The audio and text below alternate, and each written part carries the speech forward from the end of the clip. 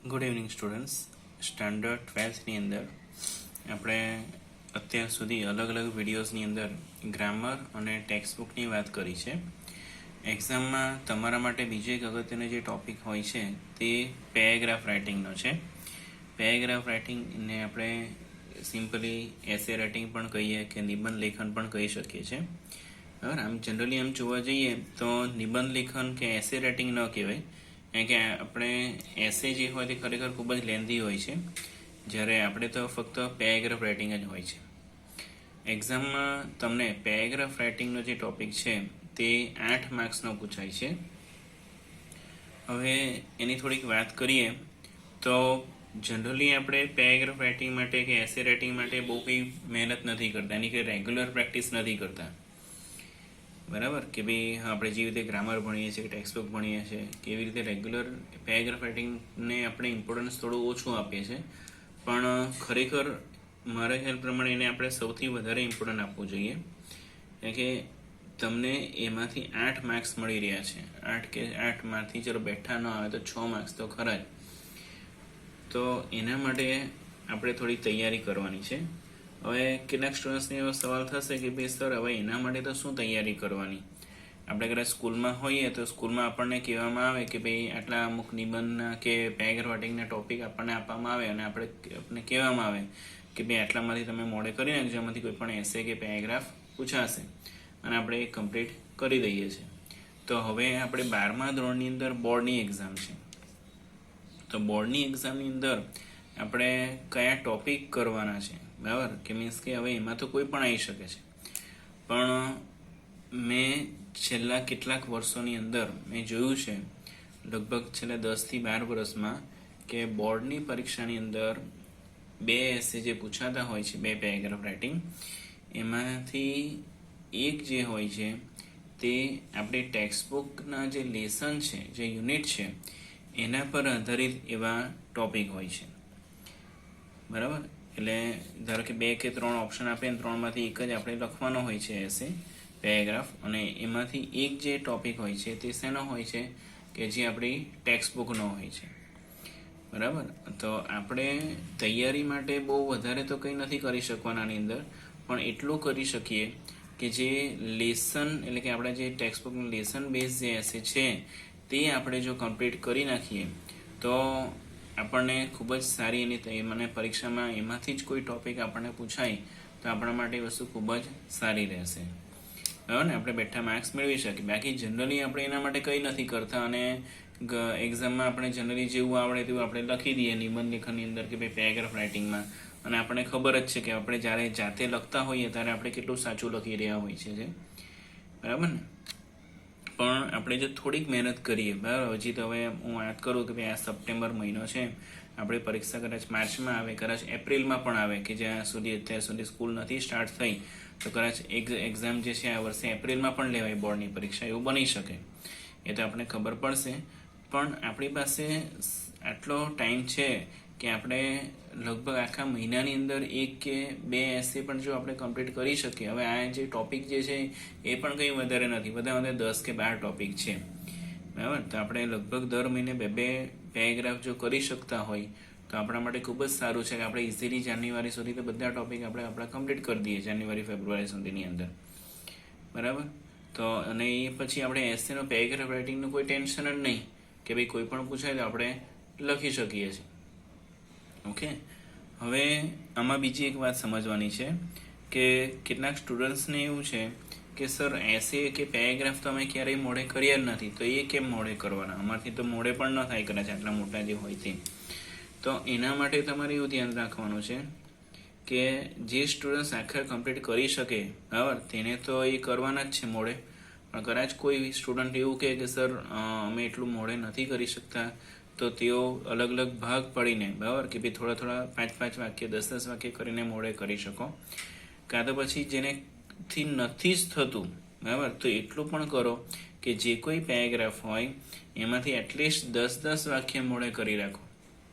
આપણે 20 વાક્ય ખોટા લખો એના કરતાં 10 વાક્ય સાચા લખ્યા હોય તો તેના માર્ક્સ વધારે મળે. બરાબર. એટલે માટે હું કહું છું કે તમે એટલીસ્ટ ઓછામાં ઓછા 10 વાક્ય પણ દરેક પેરેગ્રાફ રાઇટિંગના કમ્પ્લીટ કરતા જાઓ તો તમારા માટે એટલું સારું છે ને તમને એક્ઝામમાં એ વખતે બહુ જ સારું રહેશે કે તમે આરામથી 5 કે 6 માર્ક્સ તમે મેળવી શકશો. જે સ્ટુડન્ટ્સે સ્કોર કરવો છે, સારા માર્ક્સ લાવવા છે, એને તો આ કમ્પલસરી કરવા જ જોઈએ, બરાબર, તો જ તમારા સ્કોરિંગ સારું રહે. બાકી કારણ કે એકાઉન્ટ, સ્ટેટ ને ઇકોબીએ જેવા સબ્જેક્ટ્સની અંદર તમે કમ્પ્લીટ કરી શકો, બરાબર, કે પણ જ્યારે ઇંગ્લિશની અંદર લેંગ્વેજ કહેવાય એટલે બહુ માર્ક્સ આપણે ખેંચી ન શકીએ. છતાં પણ તમે મહેનત કરો, તમારું ઇંગ્લિશ સારું હોય તો તમે 80 કે 90ની આજુબાજુ પણ માર્ક્સ તમે મેળવી શકો છો, બરાબર. પણ એના માટે શરત એ છે કે તમને ઇંગ્લિશ સારી રીતે લખતા આવડતું હોવું જોઈએ. અને દરેક ટોપિકને આપણા જે સિલેબસ છે, પેપર સ્ટાઇલ છે, એના દરેક સિલેબસના ટોપિકની વ્યવસ્થિત એક પોઈન્ટ ટુ પોઈન્ટ તૈયારી કરેલી હોવી જોઈએ, બરાબર. તો એના માટે આપણે હવે પેરેગ્રાફ રાઇટિંગ આજે આપણે થોડુંક કરવાના છે. એના 1 કે 2 ટોપિક જેટલો આપણે સમય હશે એ પ્રમાણે આપણે સમજીએ. હું તમને એ પેરેગ્રાફ જે છે તે સમજાવી દઉં છું અને એ જ તમારે પછી મોડે કરવાના છે, બરાબર. તમે થોડા થોડા કરીને મોડે કરતા જશો તો આરામથી મોડે થઈ જશે, બરાબર. તો આપણે પહેલો જે ટોપિક છે તે શું છે કે ભાઈ positive aspect of your personality, કે તમારી પર્સનાલિટીના પોઝિટિવ એસ્પેક્ટ એટલે પોઝિટિવ એટલે હકારાત્મક પાસાઓ, એસ્પેક્ટ એટલે પાસાઓ, કે ભાઈ તમારી પર્સનાલિટીમાં, તમારા વ્યક્તિત્વમાં હકારાત્મક વસ્તુઓ કેટલી છે. હવે આ જે એસે છે, પેરેગ્રાફ છે, તે તમને ફર્સ્ટ યુનિટ જે આપણો છે, બરાબર, કે ભાઈ ઇન્સ્ટોલ લવ જે આપણે પેરેગ્રાફ છે અરે યુનિટ છે એના પર બેઝ છે, બરાબર. તો એને આધારિત છે આ વસ્તુ. તો આપણે જોઈએ, આપણે સમજીએ. Every person in the world has both positive and negative aspect of his personality, કે ભાઈ દુનિયાના દરેક વ્યક્તિની અંદર હકારાત્મક અને નકારાત્મક એવા બંને પ્રકારના પાસાઓ એમની વ્યક્તિત્વમાં હોય છે. Focusing only on positive qualities, જો આપણે જો હકારાત્મક પાસાઓની જો વાત કરીએ તો ઓફ માય પર્સનાલિટી, મારા વ્યક્તિત્વના, I always cooperate with my teachers and friends, કે હું હંમેશા મારા ટીચર્સ અને ફ્રેન્ડ્સ સાથે કોઓપરેટ કરું છું, સહકાર આપું છું તેમને. I always ready to help friends, બરાબર, in the time of need, કે જરૂરિયાતના સમયે હું મારા મિત્રોની મદદ કરવા હંમેશા તૈયાર રહું છું. I enjoy my studies and try to give my best in every examination. I enjoy my studies, કે હું મારા અભ્યાસને માણું છું. And try to give my best in every examination, દરેક પરીક્ષામાં સારામાં સારો પ્રયત્ન કરવા ટ્રાય કરું છું. I never compete with anybody, જુઓ કે હું ક્યારેય કોઈની સાથે કોમ્પિટિશન કરતો નથી. But like to compete with myself, પણ મને મારી જાત સાથે, પોતાની જાત સાથે મને સ્પર્ધા કરવાનું ગમે છે. I believe that hard work is the key of success, કે ભાઈ હું માનું છું કે સફળતાની ચાવી કઈ છે? હાર્ડ વર્ક, સખત મહેનત. My hard work instils me the confidence, અને મારી જે મહેનત છે તે મારી અંદર કોન્ફિડન્સ લાવે છે. That I need in school activity, કે જેની મને સ્કૂલની એક્ટિવિટીની અંદર જરૂર હોય છે. I love to take initiative in taking responsibility, એટલે કંઈ પણ પ્રકારની જો રિસ્પોન્સિબિલિટી એટલે જવાબદારી લેવાની હોય ત્યારે હું આગળ પડું છું, એમાં પહેલ કરું છું, બરાબર, કે આગળથી હું જાતે જઈને એની કંઈ પણ રિસ્પોન્સિબિલિટી જે કોઈ પણ કામની લેવાની હોય તે હું લઉં છું. My habit of taking initiative in school activities help me to develop the quality of leadership in my personality. જો કે ભાઈ આપણે આગળ પડીને કામ કરીએ, બરાબર, સ્કૂલમાં કે કોઈ પણ જગ્યાએ, તેનાથી કે શું થાય છે, શું કીધું એણે, કે ભાઈ મને મારી પર્સનાલિટીની અંદર લીડરશિપ એટલે નેતૃત્વનો જે ગુણ છે તેમાં એનો જે ગુણ જે છે તે ડેવલપ થાય છે. ધો આઈ એમ કોઓપરેટિવ બાય નેચર, બરાબર, કે ભાઈ ભલે હું નેચર કુદરત એટલે મારા સ્વભાવથી કોઓપરેટિવ હોઉં. I believe in principal of self help is the best help, બરાબર, કે ભાઈ હું માનું છું કયો પ્રિન્સિપલમાં, જો આ જે પ્રિન્સિપલનો જે સ્પેલિંગ લખ્યો છે એટલે સિદ્ધાંત થાય છે, બરાબર. Self help is the best help, કે ભાઈ સેલ્ફ હેલ્પ જે તે સૌથી સારી હેલ્પ છે, પોતાની મદદ એ સૌથી સારી મદદ છે. courage and positive attitude are the most important qualities for the overall development of our personality. કે આપણી પર્સનાલિટીના સંપૂર્ણ વિકાસ માટે હિંમત અને હકારાત્મક જે વલણ જે છે તે સૌથી મહત્વના ગુણો છે. However, I don't believe in taking hazard risk. કે ભાઈ મને અચાનક કોઈ પણ રિસ્ક લેવામાં હું માનતો નથી. Look before you leap is the best policy.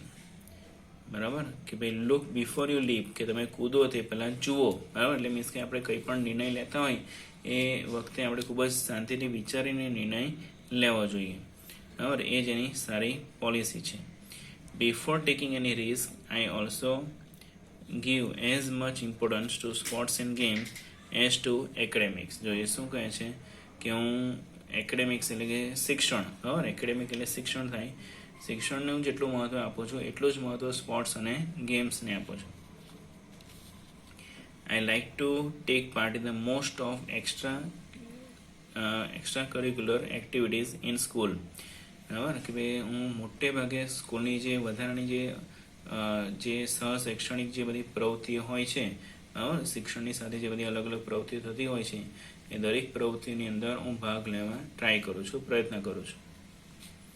In school I am an obedient student. સ્કૂલની અંદર હું આજ્ઞાંકિત વિદ્યાર્થી છું. An obedient son in family, અને ફેમિલીમાં પણ ઓબિડિયન્ટ એટલે આજ્ઞાંકિત છોકરો છું. One who obeys the rules can make other obey the rules. જો આ વાક્ય બહુ મહત્વનું છે. One who obeys the rules, કે જે વ્યક્તિ રૂલ્સનું ઓબે કરે, રૂલ્સનું પાલન કરે તે જ બીજાને રૂલ્સનો ઓબે કરાવી શકે. એટલે જે વ્યક્તિ પોતે નિયમોનું પાલન કરે છે તે જ બીજાને નિયમોનું પાલન કરાવી શકે છે. બરાબર, આપણે પોતે નિયમો ના પાડતા તો આપણે બીજા પાસે પણ નિયમો પડાવી શકાતા નથી. ઇન માય ઓપિનિયન, મારા મંતવ્ય પ્રમાણે honesty is the best policy. બરાબર, કે ભાઈ ઓનેસ્ટી એટલે પ્રામાણિકતા જે છે તે સૌથી સારી પોલિસી છે. Because I am firmly believe that honesty is appreciated everywhere. કે હું દ્રઢતાથી, ફર્મલી જે વર્ડ છે એટલે દ્રઢતાથી હું માનું છું કે પ્રામાણિકતાને દરેક જગ્યાએ વખાણવામાં આવે છે. માય ટીચર્સ સેઝ ડેટ, મારા શિક્ષકો કહે છે, I have a very good leadership quality and managerial skill. બરાબર, કે ભાઈ મારા શિક્ષકો એવું કહે છે કે ભાઈ મારી અંદર ખૂબ જ સારા ગુણો છે શેના, લીડરશિપના, અને સંચાલન શક્તિના પણ મારી અંદર શું છે, સ્કિલ છે. બરાબર, એના કૌશલ્યો છે, સંચાલકીય કૌશલ્યો મારી અંદર છે. તો બરાબર, આ જે આપણો જે ફર્સ્ટ પેરેગ્રાફ છે ત્યાં તમે આટલો, કદાચ કેટલાક સ્ટુડન્ટ્સને એવું પણ લાગે કે સર આટલું જ લખવાનું, પણ આટલું પણ આપણે સાચું લખીએ તો એના પણ માર્ક્સ આપણને મળે છે. બરાબર, આપણે બહુ લેન્ધી લખવા જઈએ તો આપણી ભૂલ થઈ જાય. એ હિસાબે અહીંયા જે પેરેગ્રાફ જે છે તે થોડા શોર્ટ રાખવામાં આવે છે કે જેથી તમે ધ્યાનથી વાંચી શકો, મોઢે કરી શકો, સમજી શકો. ઓકે, ચાલો હવે આપણે બીજો એસે જોઈએ, બીજો પેરેગ્રાફ રાઇટિંગ જોઈએ. My favourite cartoon character or series. બરાબર, આપણે જે ડિઝનીલેન્ડનો જે લેસન જોયો એના બેઝ પર આ જે પેરેગ્રાફ છે. જો cartoon characters always attract children. બરાબર, કાર્ટૂનના કેરેક્ટર્સ જે છે તે બાળકોને હંમેશા પોતાની તરફ આકર્ષે છે. બરાબર, બાળકોને ગમે છે. There are many cartoon characters in the world of television. કે બરાબર, ટીવીની દુનિયાની અંદર ઘણા બધા કાર્ટૂન કેરેક્ટર્સ છે. Like Mickey Mouse, Donald Duck, Doraemon, Henry, Barbie. The most popular of all, Chhota Bheem.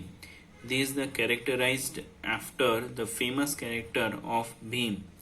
બરાબર, અને છોટા ભીમનું જે કેરેક્ટર જે છે તે ફ્રોમ ધ એપિક મહાભારત. બરાબર, કે જે પ્રાચીન મહાભારત જે છે એમાં જે ભીમનું જે કેરેક્ટર હતું તેના પરથી આ છોટા ભીમનું કેરેક્ટર લેવામાં આવ્યું છે.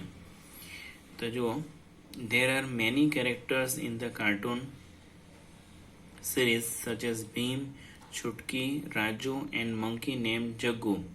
બરાબર ને, કે ભાઈ જે છોટા ભીમ જે કાર્ટૂન છે એની અંદર અલગ અલગ પ્રકારના ઘણા બધા કેરેક્ટર્સ છે.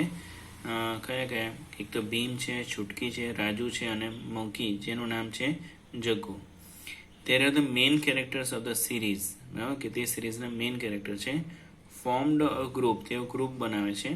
and enjoy together, અને તેમને સાથે બધા જ મજા માણે છે. My favourite cartoon character is Chhota Bheem, બરાબર, અને મારો જે ફેવરેટ કાર્ટૂન કેરેક્ટર જે છે તે છોટા ભીમ છે. આઈ ઓલ્સો લાઇક ચુટકી, મને ચુટકી પણ ગમે છે. She is very cute and beautiful, તે ખૂબ જ ક્યુટ અને બ્યુટીફુલ છે. Chhota Bheem first appeared in Pogo TV in 2008, બરાબર, કે છોટા ભીમ જે કાર્ટૂન સિરીઝ જે છે તે સૌ પ્રથમ પોગો ટીવી પર આવી હતી અને તે 2008ની અંદર. ભીમ lives in ઢોલકપુર, ભીમ જે છે તે ઢોલકપુરમાં રહે છે. Dholakpur is ruled by the king Indraverma, અને રાજા ઇન્દ્રવર્મા દ્વારા ઢોલકપુર પર રાજ કરવામાં આવે છે. Who likes Bheem very much, કે જેમને ભીમ ખૂબ જ ગમે છે. Bheem protects the city from many evils like Kichak, Kirmada, Mangal Singh etcetera, બરાબર. ભીમ જે છે તે અલગ અલગ જે કેરેક્ટર્સ છે, એવિલ્સ છે, દુશ્મનો જે છે, બરાબર, એમની સામેથી તેમને એ રાજ્યને, શહેરને બચાવે છે. કોની સામે તેનો કોની સામે બચાવે છે? તો કીચક, કિરમડા અને Mangal Singh. Bheem always fights for justice and destroys evil, Bheem જે હોય છે તે હંમેશા ન્યાય માટે લડે છે અને એવિલ જે છે, ખરાબ વૃત્તિઓ છે, ખરાબ શક્તિઓ છે એને ડેસ્ટ્રોય કરે છે. I like him because he is very strong and powerful, બરાબર, મને તે ગમે છે કારણ કે તે ખૂબ જ સ્ટ્રોંગ અને પાવરફુલ છે. He likes laddoos specially the one made by Tuntun aunty, બરાબર ને, કે તેમને ટુનટુન આંટી દ્વારા જે લડ્ડુઝ જે હોય છે બનાવેલા તે તેને ખૂબ જ ભાવે છે.